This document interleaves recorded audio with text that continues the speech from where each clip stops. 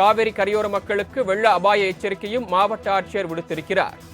ஒகேனக்கல் காவிரி ஆற்றில் நீர்வரத்து 1,90,000 கன அடியாக அதிகரித்திருக்கிறது. அண்மை செய்தியாக பார்த்துக் கொண்டிருக்கிறோம். ஒகேனக்கல் காவிரி ஆற்றிற்கு வரக்கூடிய தண்ணீரின் அளவு படிப்படியாக அதிகரித்துக் கொண்டே வருகிறது. அந்த வகையில் காவிரி நீர்பிடிப்பு பகுதிகளில் பெய்து வரக்கூடிய தொடர் கனமழையின் காரணமாக ஒகேனக்கல் காவிரி ஆற்றுக்கு வரக்கூடிய நீரின் அளவானது 1,90,000 கன அடியாக அதிகரித்திருக்கிறது. கூடுதல் விவரங்களை வழங்குவதற்காக செய்தியாளர் ஸ்ரீதரன் இணைப்பில் காத்திருக்கிறார். ஸ்ரீதரன், தற்போது காவிரி நீர்பிடிப்பு பகுதிகளில் பெய்து வரக்கூடிய மழை குறித்தும் அதே நேரத்தில் இந்த மழையின் காரணமாக ஒகேனக்கல் காவிரி ஆற்றில் வரக்கூடிய நீர்வரத்து குறித்தும் விவரங்களை விரிவாக பதிவு பண்ணலாம். சரவணன், கேரளா, கர்நாடகா காவிரி நீர்பிடிப்பு பகுதிகளில் தொடர்ந்து தென்மேற்கு பருவமழையானது தீவிரமாக பெய்து வருகிறது.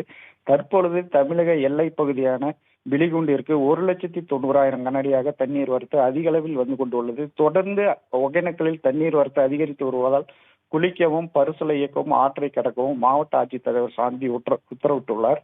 கர்நாடகா மாநிலத்தில் உள்ள தலைக்காவிரி என்னும் அழைக்கப்படும் குடகுமலை, ஆசன், தட்சண கன்னடா, உத்தர கன்னடா, உடுப்பி, மாண்டியா, சிக்குமங்களூர், கேரளா மாநிலம் வயநாடு, தொட்டபட்டா ஆகிய பகுதிகளில் தொடர்ந்து மழை பெய்து வருகிறது.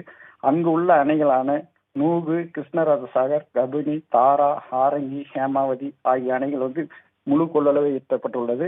தற்பொழுது தமிழக எல்லை பகுதியான கர்நாடக அரசு அணைகளின் பாதுகாப்பு நலன் கருதி உபரி நீரானது திறக்கப்பட்டுள்ளது.